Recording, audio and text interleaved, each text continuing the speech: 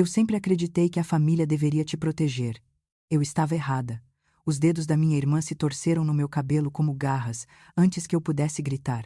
Ela bateu minha cabeça na parede, o estalo ecoou pelo corredor vazio, a dor explodiu atrás dos meus olhos, branca e ofuscante.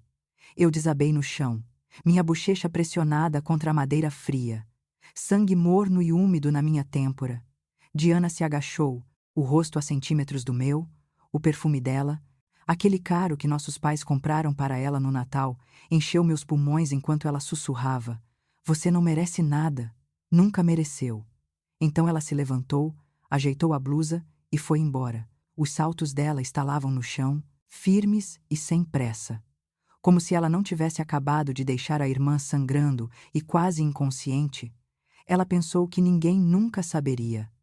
Ela pensou que tinha vencido, mas o que Diana não percebeu foi que alguém estava observando da escuridão. Alguém que havia prometido ao nosso avô moribundo que me protegeria. Alguém que gravou tudo. E quando essa pessoa entrou no escritório do advogado na manhã seguinte, tudo de satisfatório começa com a verdade sendo finalmente revelada. Meu nome é Angelina Soares, tenho 35 anos e trabalho como coordenadora de cuidados em um centro para idosos em Salvador, Bahia. Passei minha carreira ajudando pacientes idosos a navegar pelos capítulos mais vulneráveis de suas vidas. Eu pensei que entendia a solidão. Eu pensei que entendia o que significava se sentir invisível. Mas eu realmente não entendi, até que voltei para casa para enterrar meu avô. No dia em que fui promovida a gerente, liguei para minha mãe para compartilhar a notícia. Eu estava tão animada que minhas mãos tremiam enquanto eu discava. Ela atendeu no quarto toque, a voz distraída. "Que bom, querida", ela disse, me interrompendo no meio da frase. "Você soube que a Diana acabou de fechar um grande negócio. Seu pai e eu vamos levá-la para jantar neste fim de semana, para comemorar." Ela não perguntou sobre minha promoção. Ela não disse: "Parabéns." A ligação durou menos de 2 minutos. Eu estou acostumada com isso. O que eu nunca entendi é por que, desde que me lembro, minha família me tratou como uma estranha que eles são obrigados a tolerar. Ligações perdidas que nunca foram retornadas. Reuniões de família das quais eu só descobri depois que aconteceram, através de fotos postadas no Facebook. Cartões de aniversário que enviei e nunca foram reconhecidos. Passei anos me perguntando o que eu fiz de errado, que coisa terrível eu devo ter dito ou feito para fazer meus próprios pais me olharem com tanta frieza nos olhos. Minha irmã mais nova, Diana, sempre foi a estrela da nossa família. Ela tem 32 anos. É linda, charmosa, bem-sucedida no ramo imobiliário.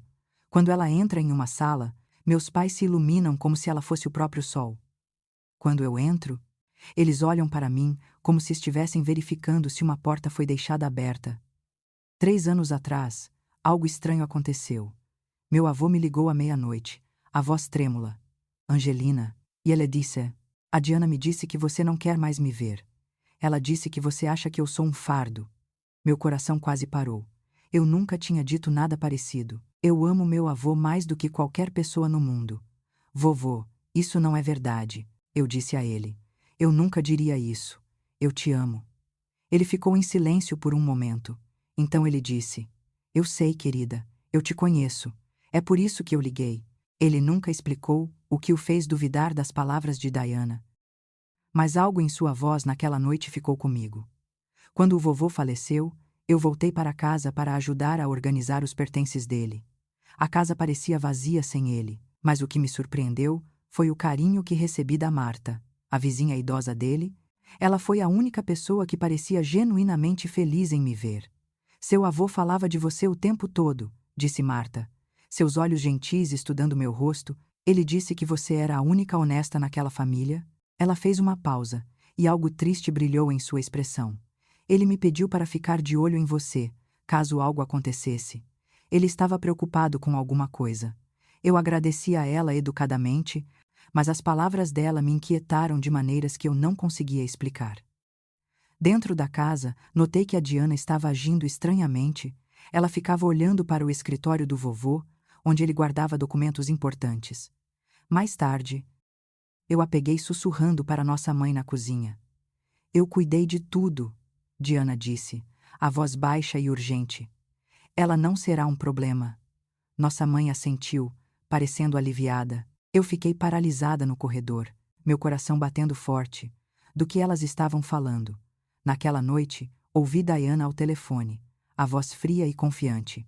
O advogado não vai questionar nada. Eu estou me preparando para isso há meses. Algo estava muito errado. Eu podia sentir nos meus ossos. Naquela noite, incapaz de dormir, fui ao antigo armário do vovô para procurar lembranças. Atrás de uma tábua solta no fundo, encontrei um envelope lacrado, meu nome escrito na frente com a caligrafia trêmula do vovô. Abri-o com as mãos trêmulas, e o que li lá dentro não apenas revelou a verdade, mas revelou que tudo o que eu acreditava sobre minha família, sobre toda a minha vida, era uma mentira. A carta tinha 3 páginas, escrita com a caligrafia trêmula do vovô. O papel era fino, gasto nas bordas, como se ele o tivesse segurado muitas vezes antes de finalmente escondê-lo. Sentei-me no chão frio de seu escritório, minhas costas contra o armário, e comecei a ler. No segundo parágrafo, minhas mãos tremiam tanto que eu mal conseguia segurar as páginas. Angelina, ele escreveu, eu preciso que você saiba a verdade antes que seja tarde demais. Por mais de 10 anos, a Diana tem envenenado esta família contra você. Ela disse à sua mãe que você disse que ela era uma mãe ruim, que você zombava dela pelas costas. Ela disse ao seu pai que você tinha vergonha do emprego dele, que você disse aos seus amigos que ele era apenas um operário. Ela me disse que você não queria mais me visitar, que você me achava chato e velho. Eu acreditei nela no começo. Seus pais ainda acreditam nela. Mas eu comecei a prestar atenção. Eu te liguei, e você sempre atendeu, todas as vezes. E havia amor em sua voz. Angelina, amor verdadeiro, não a frieza que a Diana descreveu. Eu observei o rosto da Diana quando ela falava sobre você e vi algo que me gelou. Não havia tristeza quando ela disse que você nos havia abandonado. Havia satisfação, ela estava gostando. Parei de ler. Meu peito parecia apertado, como se alguém estivesse pressionando minhas costelas. Forcei-me a continuar. 2 anos atrás, a carta continuava. A Diana veio até mim com um documento de transferência de propriedade. Ela disse que era papelada de rotina para o fundo familiar. Ela me pediu para assinar rapidamente porque o banco estava fechando logo. Algo parecia errado. Então eu fingi assinar. Mas escrevi meu nome ligeiramente diferente do usual. Quando o banco revisou, eles pegaram a discrepância e me ligaram. Angelina. Ela havia falsificado minha assinatura em uma versão que ela mesma criou. Ela estava tentando transferir a casa para o nome dela antes que eu morresse. O banco rejeitou e me enviou o documento original. Eu o guardei como prova. Eu nunca contei aos seus pais porque eu sabia que eles não acreditariam em mim. A Diana os tem na palma da mão tão firmemente que eles não conseguem enxergar direito. O último parágrafo partiu meu coração. Angelina, você não é a filha que abandonou esta família. Você é a filha que foi apagada. A Diana fez isso com você deliberadamente, sistematicamente, por mais de uma década. E eu sinto muito por não ter visto antes. Sinto muito por ter acreditado nas mentiras dela. Mesmo por um momento, você merece algo melhor de todos nós. Eu te amo, eu sempre te amei. E espero que um dia a verdade te liberte. Seu avô, Jorge, sentei ali naquele chão frio por muito tempo. A casa estava em silêncio ao meu redor. Mas dentro da minha cabeça, tudo estava gritando. Cada memória que eu tinha estava se remodelando, se torcendo em algo novo e terrível. Os jantares de família para os quais eu não fui convidada, as ligações de aniversário que nunca foram retornadas, o jeito que a voz da minha mãe sempre soava tensa quando eu ligava, como se ela estivesse se preparando para algo desagradável, o jeito que meu pai não conseguia me encarar no funeral do vovô, não era porque eu os havia decepcionado. Não era porque eu não era boa o suficiente. Era porque a Diana tinha passado 10 anos convencendo-os de que eu era um monstro. Cada coisa cruel que ela lhes disse, eles acreditaram, e nenhuma vez, nem uma única vez em todos esses anos, nenhum dos meus pais pegou o telefone e me perguntou se algo daquilo era verdade. Eles apenas aceitaram a versão de mim da Diana. Eles a deixaram apagar a verdadeira Angelina e me substituir por uma vilã em suas mentes. Eu não era a filha esquecida. Eu era a filha deliberadamente destruída. E minha própria irmã tinha feito isso com um sorriso no rosto. A dor me atingiu primeiro, depois a raiva, Uma raiva profunda e ardente que começou no meu estômago e se espalhou por todo o meu corpo. Eu queria gritar. Eu queria subir as escadas e acordar meus pais, e forçá-los a ler cada palavra desta carta, mas eu sabia que isso não funcionaria. A Diana tinha passado uma década construindo suas mentiras. Ela encontraria uma maneira de explicar isso também. Ela diria que o vovô estava confuso, que a mente dele estava falhando, que eu o havia manipulado de alguma forma para escrever isso. Eu precisava ser mais esperta que isso. Peguei meu telefone com as mãos trêmulas, fotografei cada página da carta, frente e verso, garantindo que as imagens estivessem claras e legíveis. Então abri meu e-mail e escrevi uma mensagem para o senhor Henrique, advogado do vovô. Encontrei esta carta hoje à noite, escondida entre os pertences do meu avô. Escrevi: acredito que você precisa lá antes da leitura de amanhã. Também acredito que minha irmã pode tentar contestar o testamento usando provas falsas. Por favor, mantenha isso confidencial até o momento apropriado. Explicarei tudo amanhã. Anexei as fotos e apertei enviar. Eu não sabia se importaria. Eu não sabia se alguém acreditaria em mim. Mas eu me recusei a ser apagada mais. Se a Diana quisesse me destruir, ela teria que lutar por isso. Eu ainda estava sentada no chão, segurando a carta, quando ouvi passos na escada. Diana apareceu na soleira da porta, vestindo pijamas de seda, o cabelo perfeito mesmo a esta hora. Ela tinha descido para beber água. Mas quando me viu sentada ali com lágrimas escorrendo pelo meu rosto e papéis nas minhas mãos, ela congelou. Os olhos dela se fixaram na carta. Observei sua expressão mudar em um piscar de olhos, surpresa, depois cálculo. Depois fúria fria e controlada. Me dê isso, ela disse. A voz dela estava calma, mas eu podia ouvir a borda de aço por baixo. Agora eu me levantei lentamente, segurando a carta atrás das minhas costas.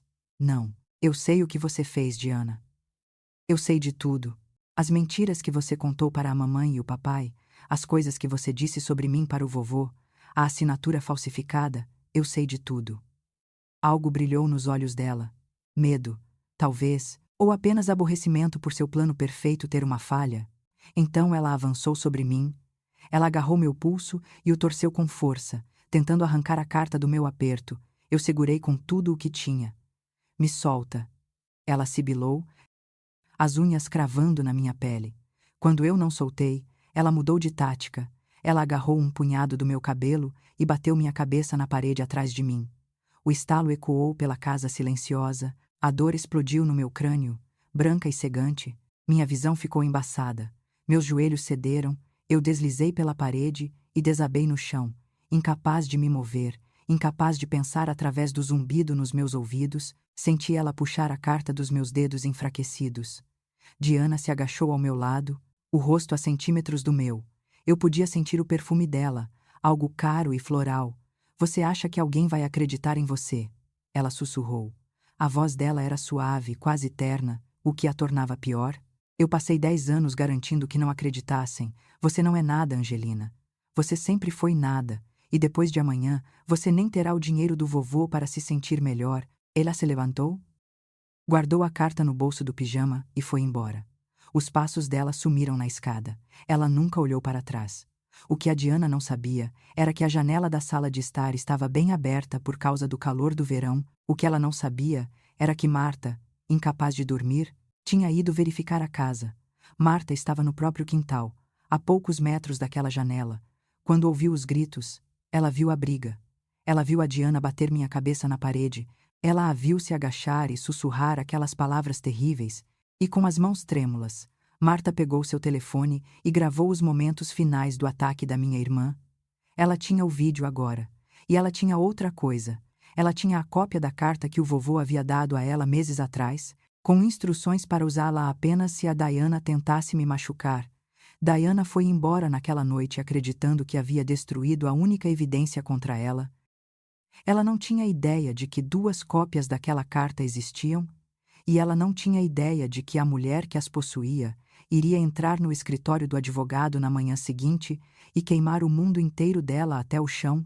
Eu mal dormi naquela noite. Minha cabeça latejava onde havia batido na parede, e toda vez que eu fechava os olhos, eu via o rosto da Diana a centímetros do meu. Ouvia ela sussurrar que eu não era nada. Quando a manhã chegou, forcei-me a sair da cama, tomei um banho e vesti a roupa mais profissional que havia trazido comigo. Olhei-me no espelho, a contusão na minha têmpora já estava escurecendo, mas eu a cobri o melhor que pude com maquiagem. Eu não tinha mais a carta, Diana a havia levado, mas eu havia enviado aquelas fotos para o Sr. Henrique, e eu tinha que acreditar que isso seria suficiente. Eu ainda não sabia que Marta já havia iniciado algo que mudaria tudo.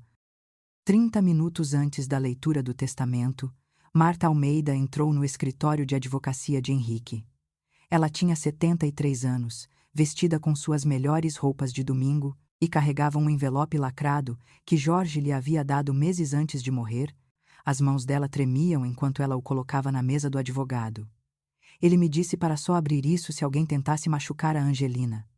Ela disse baixinho. Ontem à noite, alguém tentou. Henrique abriu o envelope e leu a carta lá dentro. Marta observou o rosto dele ficar mais sombrio a cada página. Quando ele terminou, ela pegou o telefone e mostrou a ele o vídeo que havia gravado através da janela aberta. O cômodo estava em silêncio, exceto pelo som da voz da Diana na gravação, cruel e confiante, dizendo aquelas palavras terríveis. Henrique ficou em silêncio por um longo momento depois que o vídeo terminou. Então ele pegou o telefone e fez uma ligação. Preciso que você atrase a chegada da família em 15 minutos. Ele disse. Há algo que preciso preparar. Quando a família Soares chegou ao escritório de advocacia naquela manhã, Henrique estava pronto para nós. Eu só não sabia ainda. A sala de conferências parecia pequena e sem ar. Eu estava sentada sozinha de um lado da longa mesa, as mãos cruzadas no colo para esconder o tremor. Minha cabeça ainda latejava, e cada batida do coração enviava um pulso de dor pelo meu crânio. Do outro lado estava Diana, posicionada entre nossos pais como uma princesa ladeada por seus súditos leais. Ela parecia perfeita, como sempre, o cabelo estava penteado, a maquiagem impecável, sua expressão de luto digno. No colo, ela segurava uma pasta de couro e notei que seus dedos continuavam tocando-a, como se estivesse se certificando de que ainda estava lá. Nossos pais estavam sentados com os braços cruzados, e quando olharam para mim, vi algo que me cortou mais fundo do que qualquer palavra da Diana. Eu vi hostilidade. Depois de tudo, depois de todos esses anos, eles ainda acreditavam nela. Eles ainda me olhavam como se eu fosse a inimiga. O Sr. Henrique entrou na sala e sentou-se na cabeceira da mesa. Era um homem mais velho, calmo e ponderado, com o tipo de rosto que não revelava nada. Ele embaralhou alguns papéis, pigarreou e começou. Eu, Jorge Eduardo Soares, estando em pleno juízo, declaro este ser meu último testamento. Deixo minha casa, minhas economias e todos os meus bens materiais para minha neta Angelina Maria Soares. O silêncio que se seguiu foi absoluto. Eu não conseguia respirar. Eu não conseguia me mover. Henrique continuou, a voz firme. Jorge acrescentou uma nota pessoal. Ele escreveu: Angelina é a única pessoa nesta família que nunca veio a mim pedindo nada. Ela também é a única que nunca mentiu para mim. Diana estava de pé antes que Henrique terminasse de falar. Sua cadeira arranhou alto no chão. Isso é inaceitável, ela disse, a voz afiada e controlada. Ela abriu sua pasta de couro e tirou uma pilha de papéis. Meu avô foi claramente manipulado em seus últimos meses. Eu tenho provas bem aqui. E-mails da Angelina exigindo dinheiro, mensagens de texto onde ela ameaçava abandoná-lo a menos que ele mudasse seu testamento. Eu até tenho uma nota manuscrita onde ela admite ter o pressionado. Ela jogou os papéis na mesa. Este testamento precisa ser contestado. Meu avô não estava em sã consciência. Eu encarei os papéis, e-mails que nunca escrevi, mensagens de texto que nunca enviei. Uma nota com caligrafia que parecia a minha, mas não era. Ela havia fabricado tudo. Ela havia passado semanas, talvez meses, construindo um caso contra mim usando mentiras e falsificações, e nossos pais estavam assentindo, acreditando em cada palavra. Henrique levantou a mão calmamente. Antes que a senhorita Soares apresente suas provas, tenho algo para compartilhar com a família. Ele enfiou a mão em sua pasta e tirou um envelope. Esta carta foi escrita por Jorge Soares e confiada a uma terceira parte, com instruções para entregá-la se alguém tentasse prejudicar Angelina ou contestar este testamento. E ele abriu o envelope e começou a ler em voz alta. Eu observei o rosto da Diana enquanto Henrique lia as palavras do vovô, as mentiras que ela havia contado ao longo dos anos, as histórias que ela inventou para envenenar nossos pais contra mim, o documento de propriedade falsificado de 2 anos atrás. A cada frase, a compostura da Diana rachava um pouco mais. O rosto dela empalideceu, as mãos dela apertaram a borda da mesa. Jorge guardou a falsificação original como evidência do caráter da Diana, disse Henrique. Ele antecipou que ela poderia tentar usar provas fabricadas para contestar seus desejos. Ele olhou diretamente para minha irmã. A senhorita ainda gostaria de apresentar o conteúdo de sua pasta, senhorita Soares. A voz da Diana saiu alta e tensa. Essa carta é falsa. A Angelina deve tê-lo feito escrever. Ela o manipulou. Ela se aproveitou de um velho doente. Ela se virou para nossos pais, desesperada agora. Vocês acreditam em mim, não é? Vocês sabem que eu nunca faria nada disso. Eu me levantei lentamente. Minhas pernas estavam fracas, mas minha voz estava firme quando eu falei. Eu não manipulei ninguém. Mas ontem à noite, depois que encontrei a carta do vovô, a Diana me atacou. Ela bateu minha cabeça na parede e roubou a carta das minhas mãos.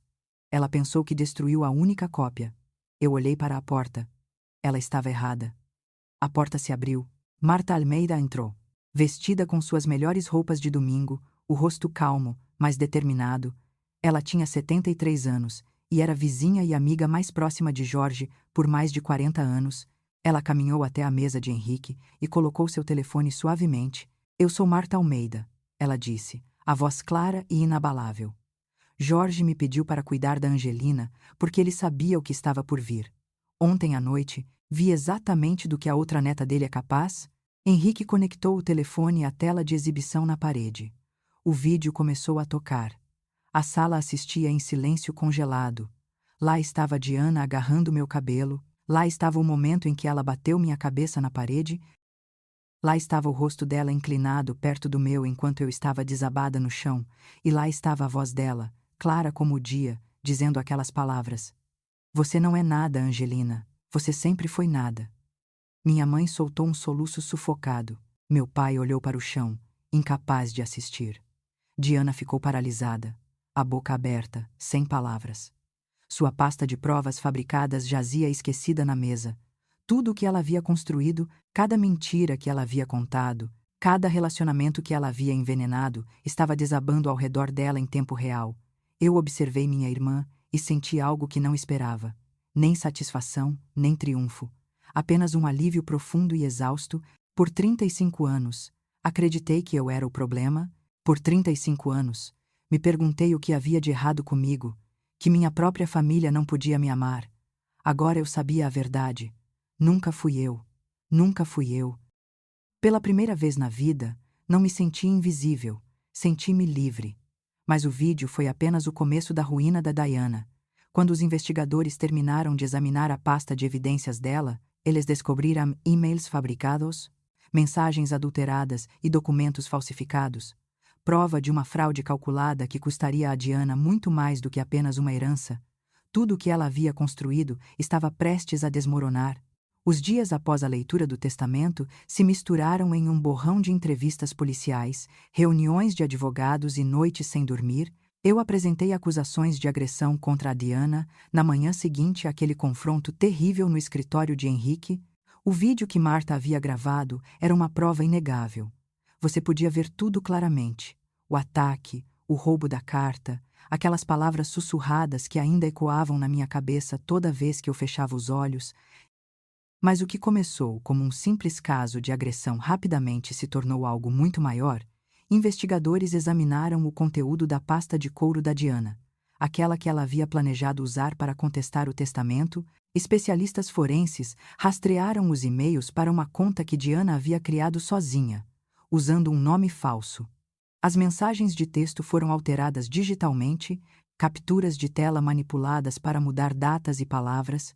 A nota manuscrita, que deveria ser na minha caligrafia, foi analisada por um especialista em documentos que confirmou ser uma falsificação. Tudo foi fabricado, cada peça de prova que ela planejava apresentar era uma mentira que ela havia cuidadosamente construído ao longo de semanas, talvez meses. A promotora me chamou em seu escritório cerca de 3 semanas depois de tudo acontecer. Ela era uma mulher séria na casa dos 50 anos, com olhos gentis e um jeito prático. Isso não é um erro único, ela me disse, deslizando uma pasta grossa em sua mesa. Sua irmã tem cometido fraudes contra sua família por anos. A acusação de agressão é apenas o começo.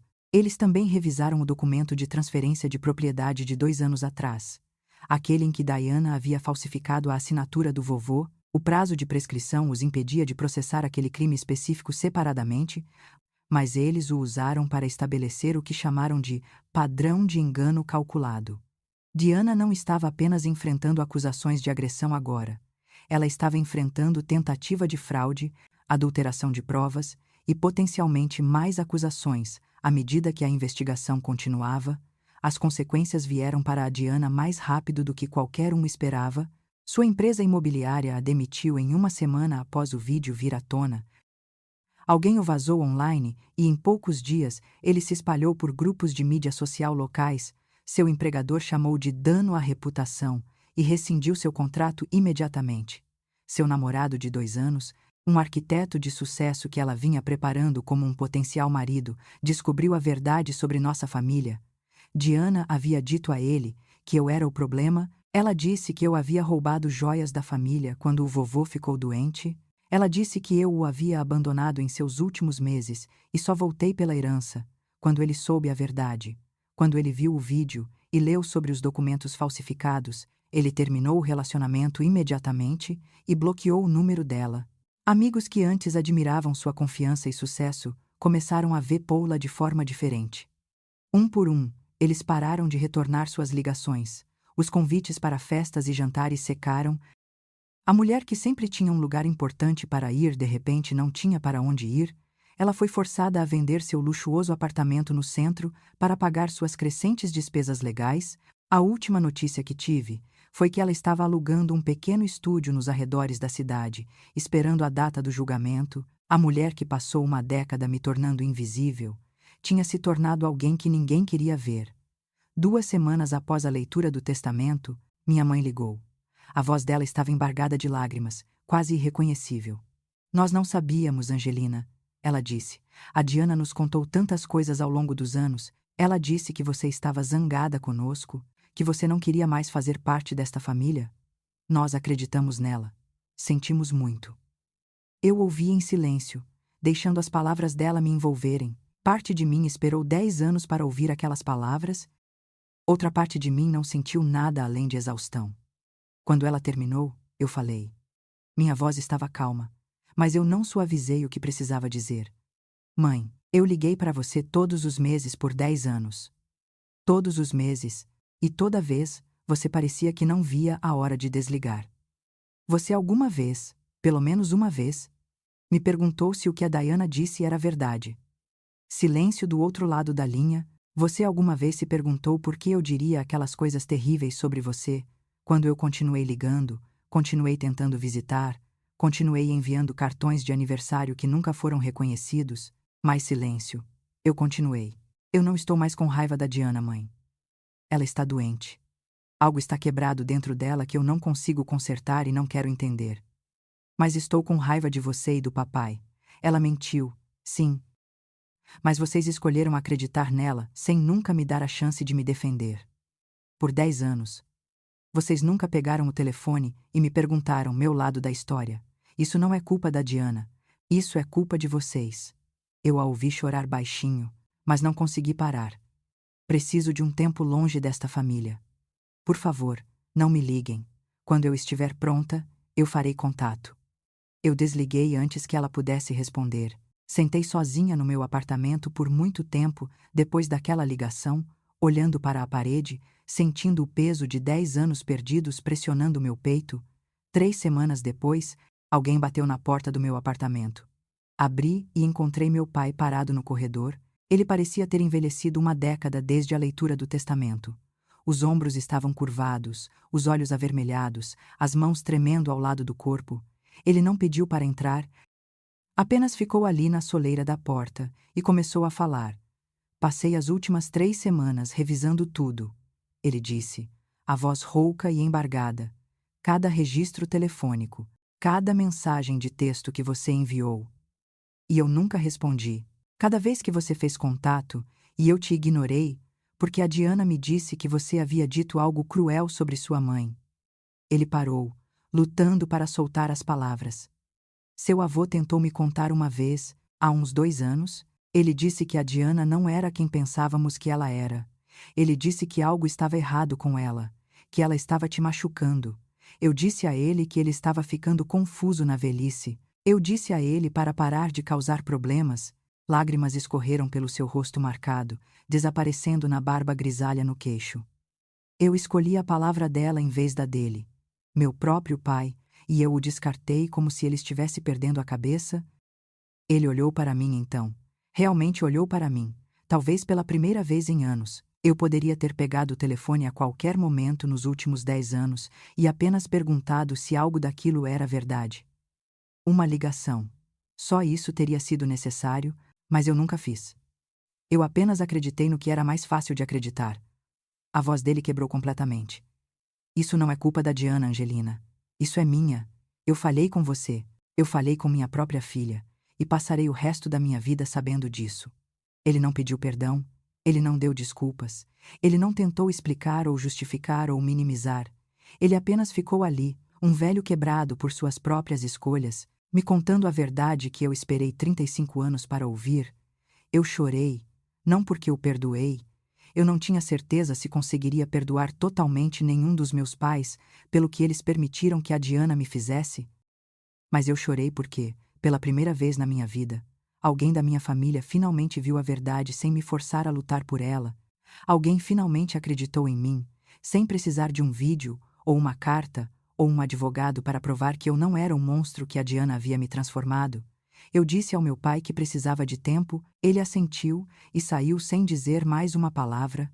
Eu o observei caminhar pelo corredor em direção ao elevador. Seus passos lentos e pesados de arrependimento.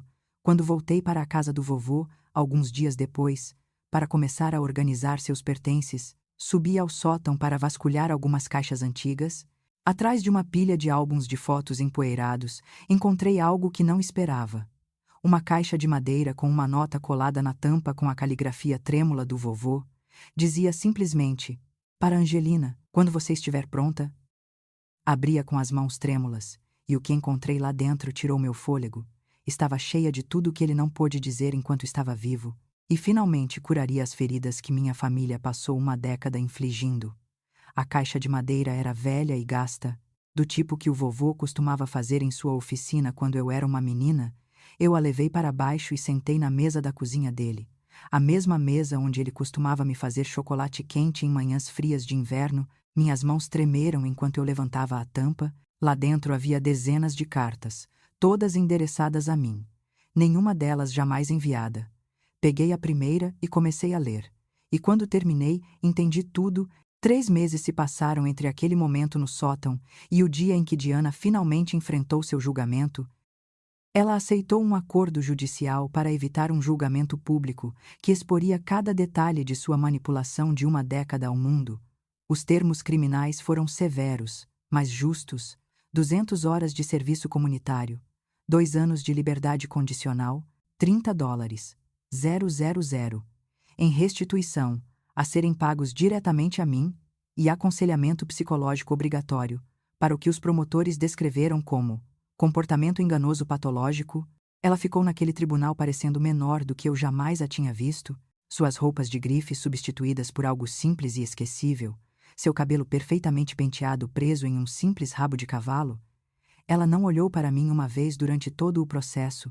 Separadamente, a agência imobiliária do Rio de Janeiro conduziu sua própria revisão de sua conduta profissional.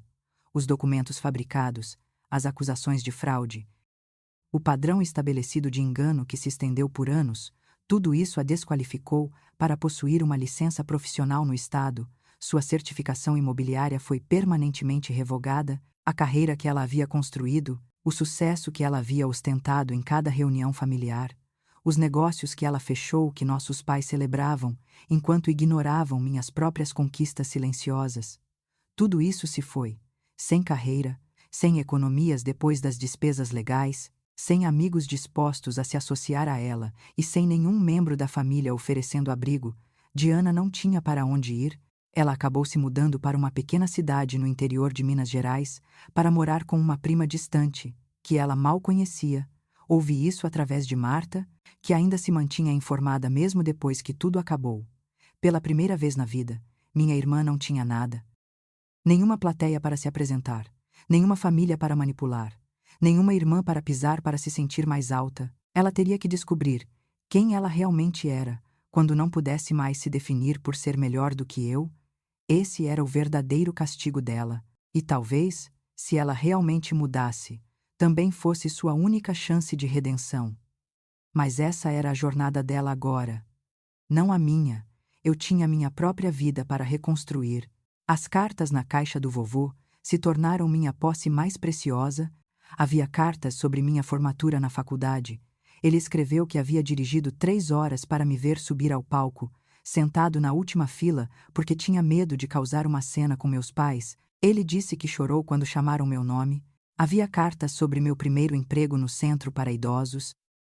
Marta havia contado a ele sobre isso e ele escreveu que estava tão orgulhoso que não conseguiu dormir naquela noite. Havia cartas sobre a campanha de caridade que eu organizei para veteranos sem teto 2 anos atrás, algo que eu nunca contei a ninguém. Ele havia visto minha foto no jornal local e a recortado. Ele a guardava na carteira. Uma carta datada de 5 anos atrás me fez chorar tanto que não consegui respirar. Ele escreveu: "A Diana disse aos seus pais que você tinha vergonha desta família e não queria nada conosco. Mas eu a vi usando o colar da sua avó em todas as fotos que Marta me mostrou. Eu sabia a verdade, Angelina. Uma filha que odiava a família não usaria o colar da avó sobre o coração. Eu sempre soube." Outra carta, escrita apenas meses antes de ele morrer, dizia: "Você não precisa que eles te vejam. Querida, eu te veo. Eu sempre te vi, e estou tão orgulhosa da mulher que você se tornou, não apesar da sua família, mas apesar deles." Isso exige uma força que a maioria das pessoas nunca entenderá. Eu decidi ficar com a casa do vovô, não para morar, mas como um santuário ao qual eu poderia voltar sempre que o mundo parecesse muito pesado. Passei meus fins de semana restaurando-a lentamente. Do jeito que ele teria querido, repintei a varanda que ele amava, escolhendo o mesmo tom de azul que ele havia usado desde que eu me lembro. Plantei flores no jardim que ele costumava cuidar, as mesmas variedades que ele sempre escolhia. Pendurei as fotos e molduras dele por todos os cômodos, enchendo a casa com memórias do homem que nunca parou de acreditar em mim. Eu também estabeleci algo que chamei de Fundação Jorge Soares. Era um fundo de bolsas de estudo para jovens que haviam sido ignorados, desconsiderados ou isolados por suas famílias, mas continuavam a perseverar de qualquer maneira. A primeira beneficiária foi uma jovem do interior do Rio Grande do Sul, cuja história espelhava a minha em muitos aspectos. Ela era a criança desfavorecida, aquela culpada por tudo, aquela que teve sucesso, apesar de ter sido dita que nunca conseguiria. Quando lhe entreguei o cheque da bolsa de estudos, ela chorou e me abraçou e disse que ninguém nunca havia acreditado nela antes. Eu disse a ela que alguém sempre acreditou, ela apenas ainda não os tinha conhecido. Com meus pais, estabeleci termos claros e firmes. Eu permitiria contato limitado, mas apenas quando eu o iniciasse, apenas em locais públicos. E nunca se eles mencionassem a Diana ou dessem desculpas por seu comportamento. Nosso primeiro encontro foi em uma cafeteria no centro, território neutro, onde eu me sentia segura. Minha mãe parecia frágil, mais velha do que eu me lembrava, as mãos envoltas em uma xícara de chá que ela nunca bebeu.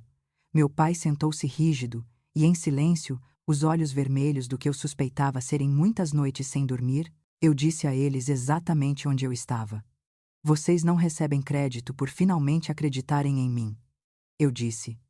"Vocês têm a chance de provar que mudaram. Essa chance pode ser revogada a qualquer momento. Vocês entendem?" Minha mãe assentiu, lágrimas escorrendo pelo rosto. Meu pai simplesmente disse: "Nós entendemos. Nós vamos merecer." Se eles realmente iriam, ainda estava para ser visto, mas pela primeira vez na minha vida, os termos eram meus para definir. Em uma noite quente de setembro, eu estava na varanda da casa do vovô, observando o pôr do sol pintar o céu em tons de laranja e ouro. O velho carvalho que ele plantou no ano em que nasci estendia seus galhos em direção à luz que desvanecia.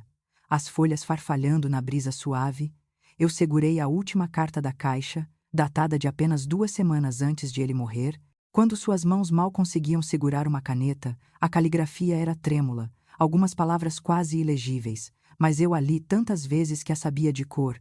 Minha querida Angelina, ele escreveu. Se você está lendo isso, a verdade finalmente veio à tona. Eu só queria poder estar lá para ver. Sinto muito por não ter conseguido protegê-la enquanto estava vivo. Eu tinha medo de destruir a família, mas percebo agora que a Diana já a havia destruído anos atrás. Ela apenas se certificou de que você levasse toda a culpa. Você não é a filha que não era boa o suficiente. Você não é a filha que não se esforçou o suficiente. Você não é a filha que falhou. Você é a filha que foi roubada de nós. E isso não é sua vergonha para carregar. É deles. Viva sua vida agora, querida. Não para provar nada a ninguém, apenas viva, porque você conquistou o direito de ser feliz. Eu te amo. Eu sempre te amei. E onde quer que eu esteja, estou incrivelmente orgulhoso da mulher que você se tornou, para sempre seu, vovô. Eu dobrei a carta cuidadosamente e a pressionei contra meu coração. A brisa da noite carregava o perfume de folhas de carvalho e grama recém-cortada, e algo que cheirava quase como seu antigo perfume. Por 35 anos, acreditei que eu era indigna do amor da minha família. Agora eu entendia. Eu sempre fui digna. Eles foram os que falharam, e eu não precisava mais deles. Eu não precisava que ninguém me dissesse que eu era suficiente. Eu já sabia. A história da Angelina nos lembra de algo que muitas vezes esquecemos. As pessoas que nos amam nunca deveriam nos fazer sentir invisíveis. Se sua família te trata como uma estranha, se eles acreditam em mentiras sem nunca perguntar seu lado da história, isso não é sua falha, isso é dele. Você merece ser ouvida. Você merece ser acreditada. E você merece relacionamentos onde sua voz importa. Às vezes, a coisa mais difícil que podemos fazer é estabelecer limites com as pessoas que nos criaram. Mas limites não são punição, eles são proteção. Eles ensinam os outros como nos tratar e nos lembram que nossa paz vale a pena lutar. Você não deve a ninguém acesso ilimitado à sua vida, especialmente não àqueles que usaram esse acesso para te machucar. Se esta história tocou seu coração, se ela te lembrou de sua própria jornada ou de alguém que você ama, por favor, reserve um momento para se inscrever em nosso canal e ativar as notificações para que você nunca perca uma nova história. Gostaríamos muito de ouvir você nos comentários abaixo. Você já teve que estabelecer limites com a família? Você já descobriu uma verdade que mudou tudo o que você acreditava? Compartilhe sua experiência conosco. Sua história importa, e você não está sozinho.